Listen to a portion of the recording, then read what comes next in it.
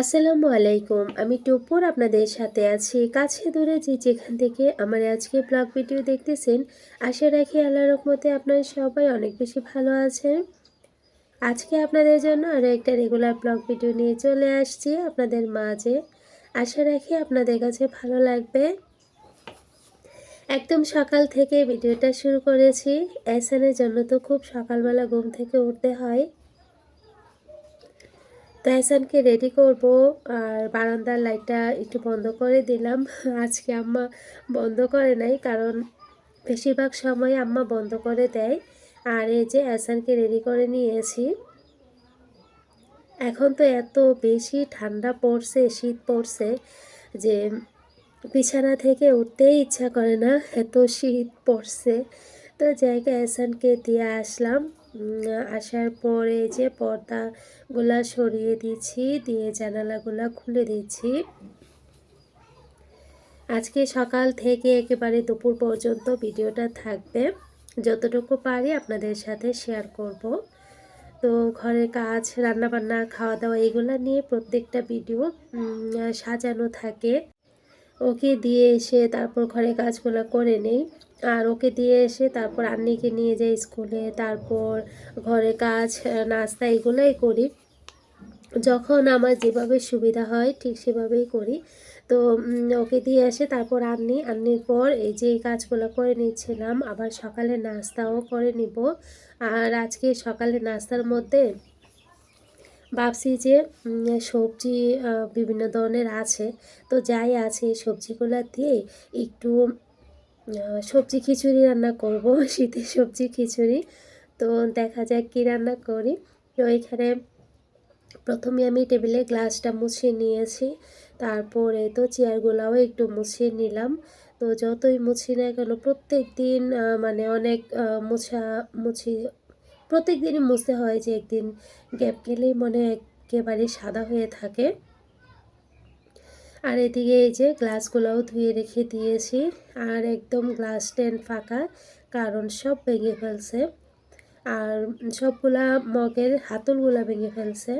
আর গাছটাকেও একটু গোসল করে দিয়েছি।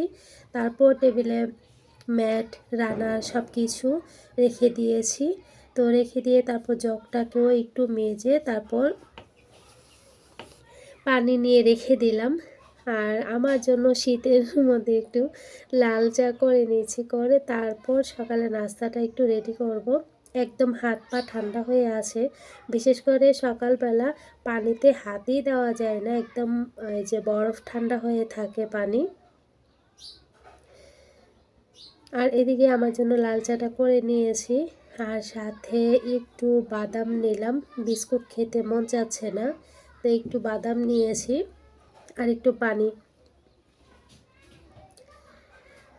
তো খেয়ে তারপর সবজিগুলো কেটে কুটে একটু রেডি করে নিচ্ছি।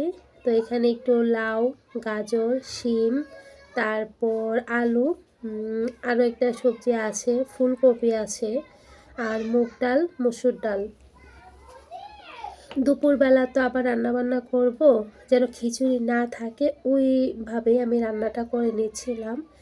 আচ্ছা, যেসব আপুরা এখনও পর্যন্ত একটা লাইক দেন নাই, প্লিজ আপু একটা লাইক দিয়ে দিবেন। আর যারা এরই মধ্যে এই কাজটা করে ফেলছেন সেসব আপুদেরকে অসংখ্য ধন্যবাদ। আর আপনি যদি ব্লগ ভিডিও পছন্দ করেন তাহলে আমার চ্যানেলটা সাবস্ক্রাইব করে আমার পাশেই থেকে যেতে পারেন। আর যারা এরই মধ্যে এই কাজটা করে ফেলছেন সেসব আপুদেরকে অসংখ্য ধন্যবাদ। চা খাওয়া তো একটু শেষ করলাম।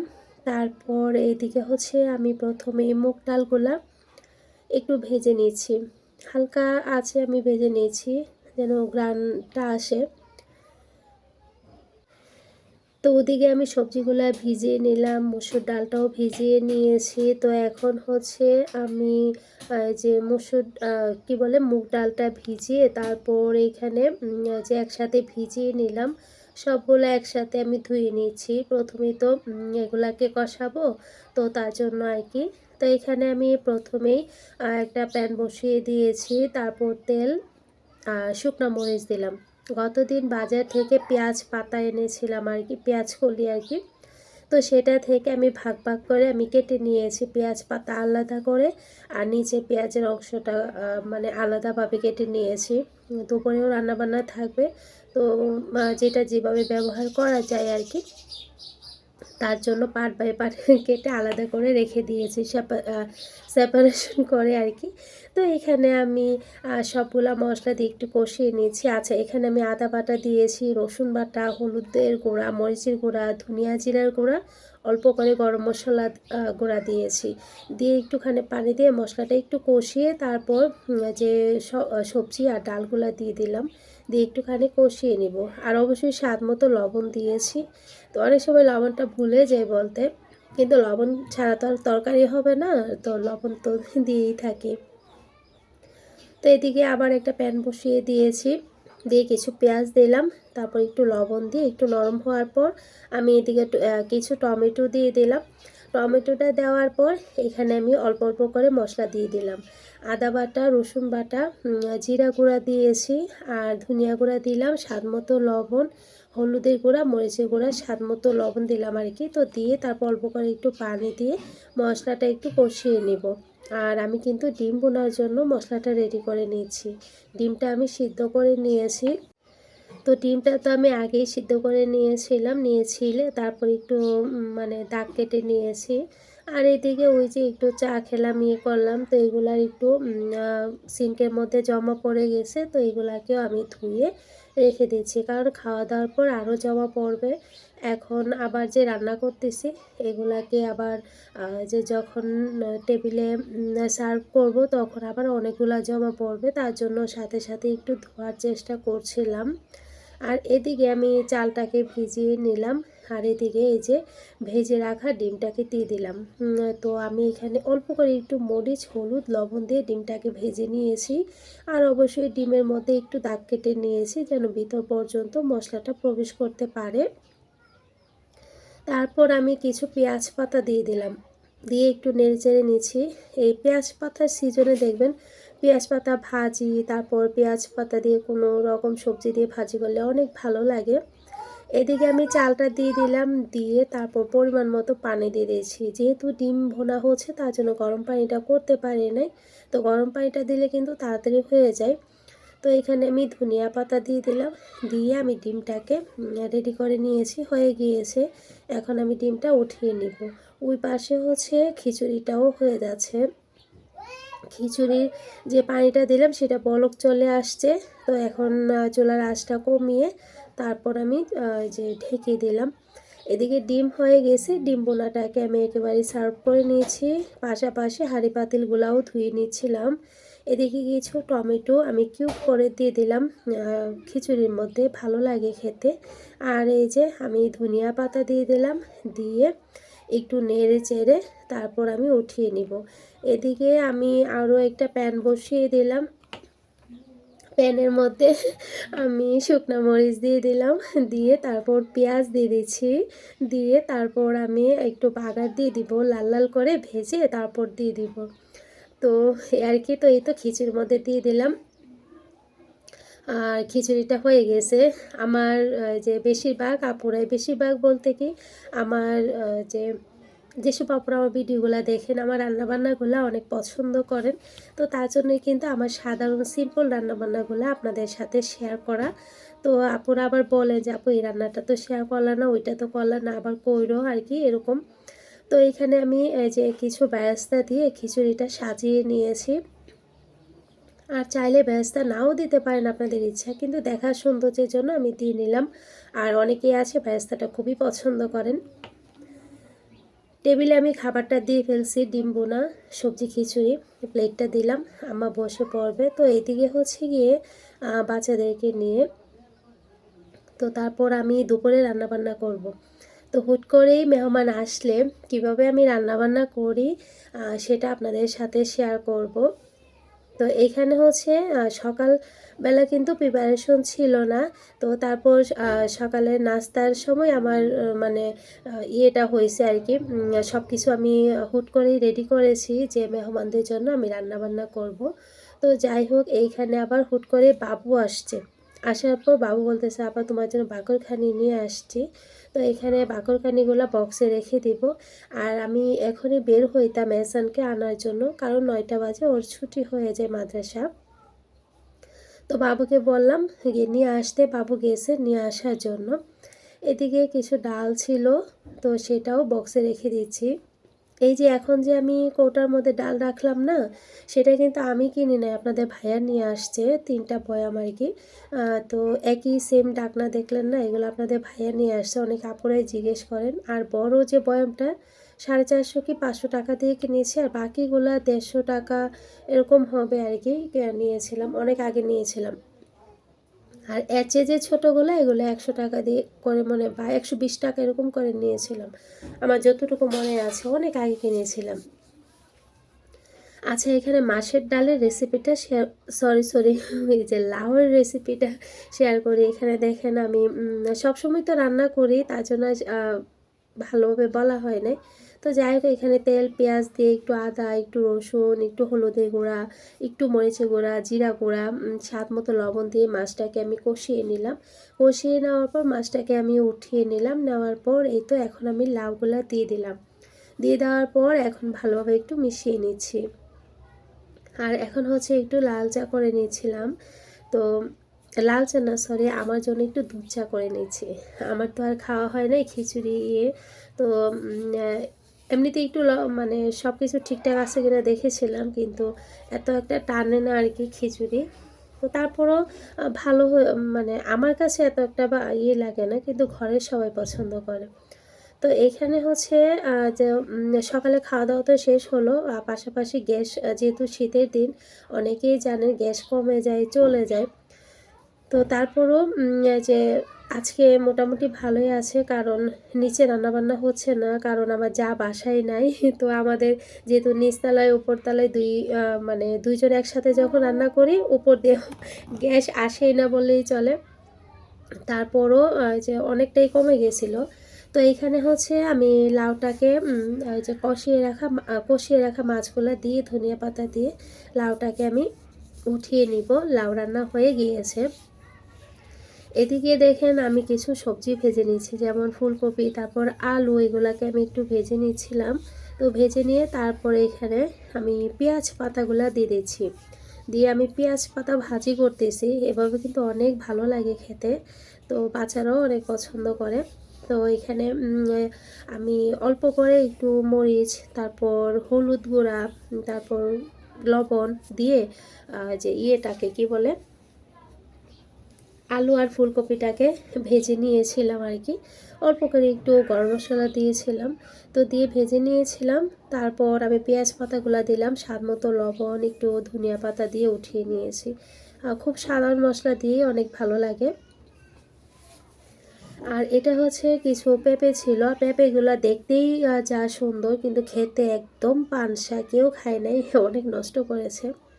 তো এটা আমি মাছ ভুনা করে নিয়েছিলাম, মাছগুলা ভেজে নিয়েছিলাম। নেওয়ার পরেই তো দেখতে পেয়েছে সবগুলা মশলা দিয়ে ভালোভাবে উল্টে পাল্টে আমি যে উঠিয়ে নিব আর কি। তো তারপর কিছু ধনিয়া পাতা দিয়ে দিচ্ছি। এটা কাতল মাছ ছিল। তো এই তো মাছ বোনা রেডি হয়ে গেছে, এখন আমি উঠিয়ে নিচ্ছি। তো সবসময় তো মাছ বোনাটা শেয়ার করা হয়, তার জন্য আর ইয়ে করি নাই, শর্টকাটে আপনাদের সাথে শেয়ার করেছি। এখানে আমি দিয়ে দিচ্ছি তেল। তো তেল দেওয়ার পর আমি এখানে কিছু পেঁয়াজ কুচি দিয়ে দিচ্ছি। পেঁয়াজটাকে একটু ভেজে নিচ্ছি। ভেজে নেওয়ার পর বাকি মশলাগুলো অ্যাড করব। এখানে আমি 2টা শুকনো মরিচ দিয়েছি। শুকনো মরিচ আর পেঁয়াজটা ভাজা হয়ে গেলে তারপর এখানে আমি বাটা মশলা অ্যাড করব। যেমন এখানে পেঁয়াজ আর বাদাম একসাথে আমি ব্লেন্ড করে নিয়েছি, তো সেটা এখন আমি দিয়ে দিব আর কি। তো দিয়ে আবারও কিছুক্ষণ আমি নেড়ে চেড়ে ভালোভাবে ভেজে নিব। তো ভেজে নেওয়ার পর আমি বাকি সব মশলাগুলো অ্যাড করব।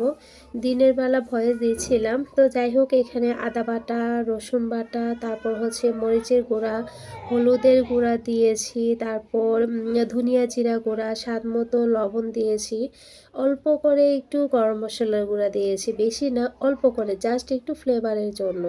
তারপর এখানে আমি দিয়ে দিয়েছি নারকেলের দুধ। তো নারকেলের দুধটা দিয়ে আমি ভালোভাবে একটু কষিয়ে নিব।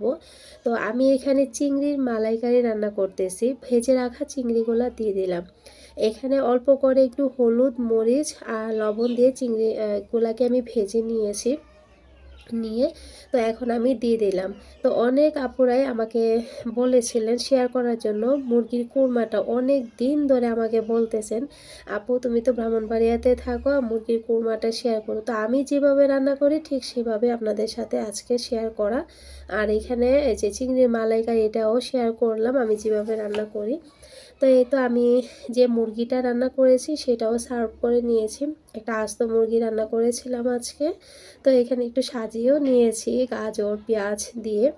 তো এখানে আমি দিয়ে দিলাম কাঁচা মরিচ। তো চিংড়ি মালাইকারিটা কিন্তু অনেক ভালো হয় খেতে, এভাবে রান্না করে দেখতে পারেন।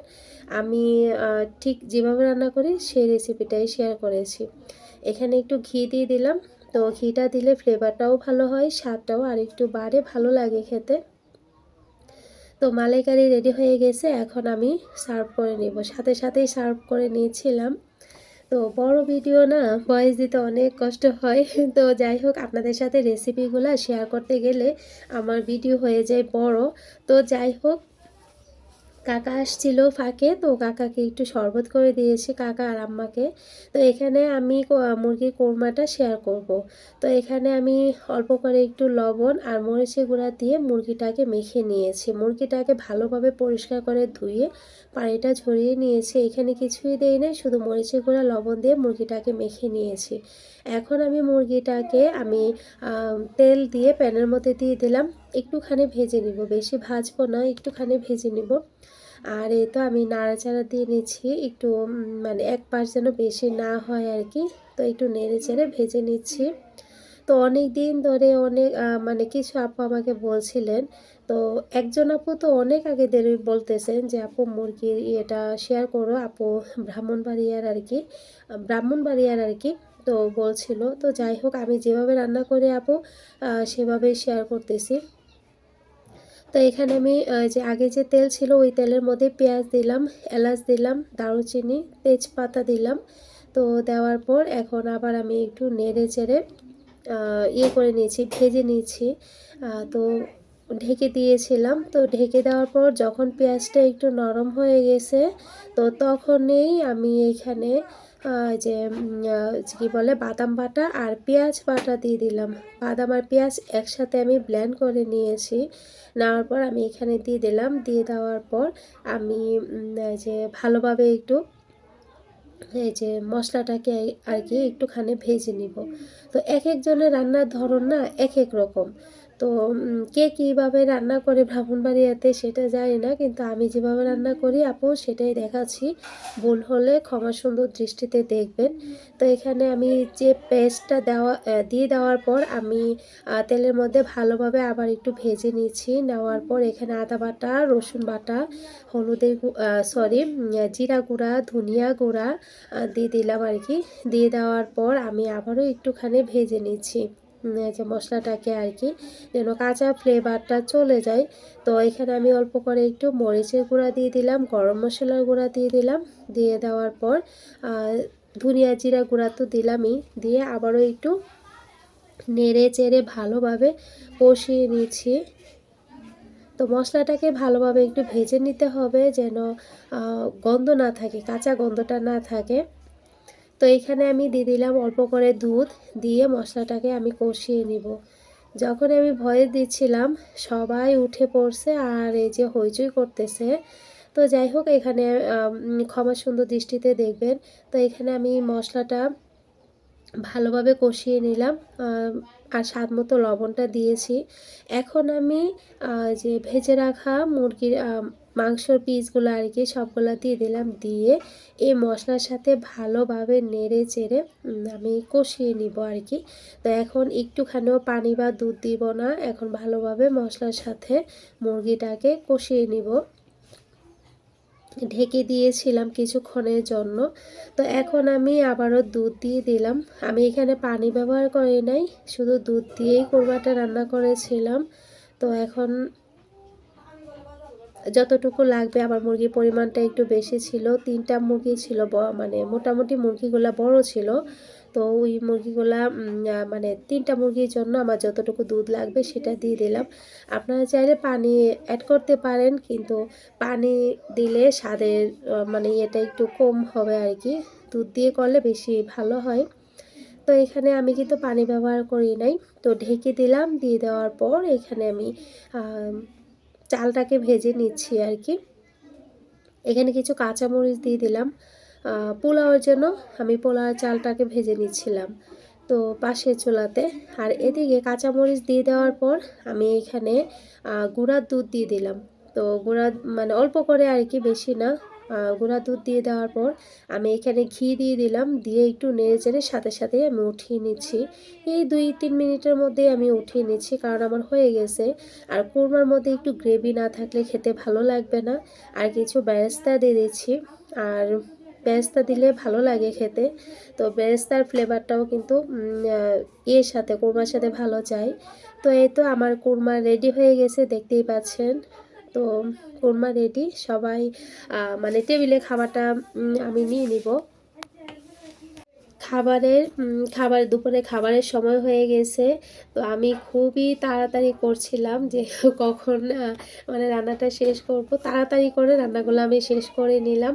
তো দেখতেই পাচ্ছেন কি কি রান্না করেছি পোলাও, তারপর লাউ দিয়ে কাতল মাছের মাথা দিয়ে করেছি, একটা আস্ত মুরগি আছে, মাছ বোনা করেছি, কুরমা করলাম, তারপর চিংড়ির মালাইকারি করলাম, তারপর হচ্ছে আরও মানে কি জানে আছে ভুলে গেছি বলতে। তো যাই হোক এগুলাই রান্না করেছি। তো আর ডিম বোনা করেছি। তো এই ছিল আজকে খাওয়া দাওয়ার আয়োজনের মধ্যে। সবাই ভালো থাকবেন, ভুল ত্রুটি হলে ক্ষমা সুন্দর দৃষ্টিতে দেখবেন। আল্লাহ হাফেজ।